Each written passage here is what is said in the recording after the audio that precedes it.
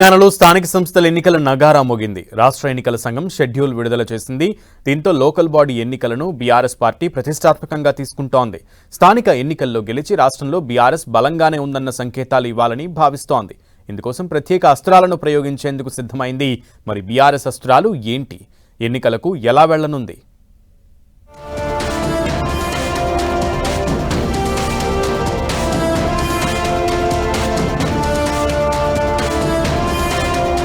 తెలంగాణలో స్థానిక సంస్థల ఎన్నికల శంఖారావం మోగింది. అన్ని రాజకీయ పార్టీలు ఎన్నికలకు రెడీ అవుతున్నాయి.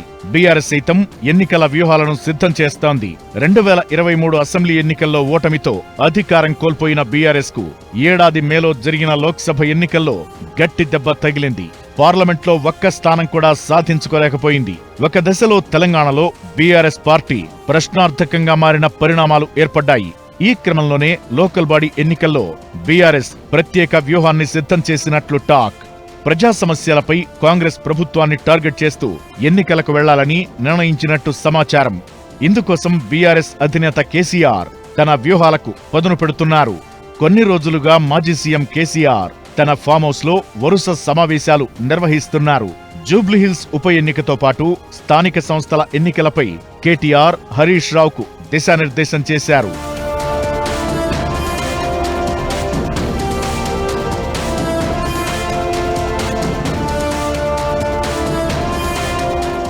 మొదట ఎంపీటీసీ, జెడ్పీటీసీ ఎన్నికలు జరగనున్న నేపథ్యంలో మెజారిటీ స్థానాల్లో గెలుపొందేలా కేసీఆర్ టార్గెట్ ఇచ్చినట్టు తెలుస్తోంది. మెజారిటీ స్థానాల్లో గెలుపొంది అధికార పార్టీకి ఛాలెంజ్ ఇవ్వాలని భావిస్తున్నారట. అదే సమయంలో రాజకీయంగానూ బీఆర్ఎస్ పార్టీ బలంగా ఉందన్న సంకేతాలను ప్రజలకిచ్చేందుకు ఇదొక మంచి అవకాశంగా బీఆర్ఎస్ పెద్దలు భావిస్తున్నట్లు సమాచారం.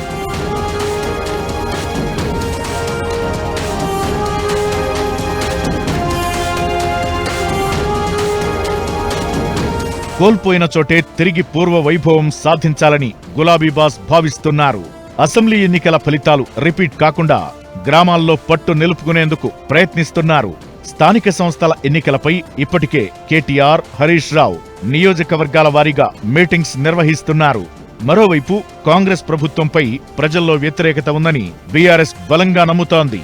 ఎన్నికల్లో ఇచ్చిన హామీలు, యూరియా కొరత వంటి అంశాలు తమకు కలిసి వస్తాయని బీఆర్ఎస్ భావిస్తోంది.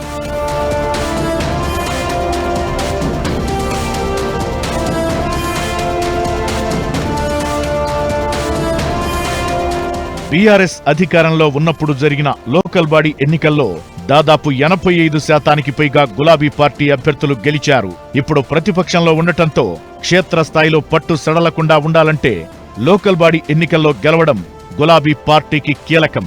42% రిజర్వేషన్ల పేరుతో కాంగ్రెస్ పార్టీ బీసీలను మోసం చేస్తోందని బీఆర్ఎస్ నాయకులు పదే పదే ఆరోపిస్తున్నారు.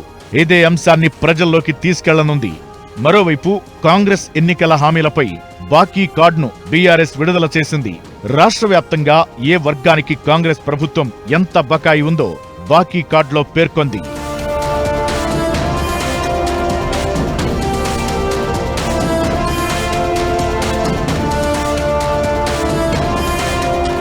బాకీ కార్డును తెలంగాణలోని ప్రతి ఇంటికి పంచాలని బీఆర్ఎస్ నాయకత్వం నిర్ణయించింది. మరి లోకల్ బాడీ ఎన్నికల్లో బీఆర్ఎస్ ప్లాన్ వర్కౌట్ అయ్యేనా? కాంగ్రెస్ బాకీ కార్డ్ ఎంతవరకు పనిచేస్తుంది? స్థానిక సంస్థల్లో బీఆర్ఎస్ పాత్ర ఏ విధంగా ఉండబోతోంది?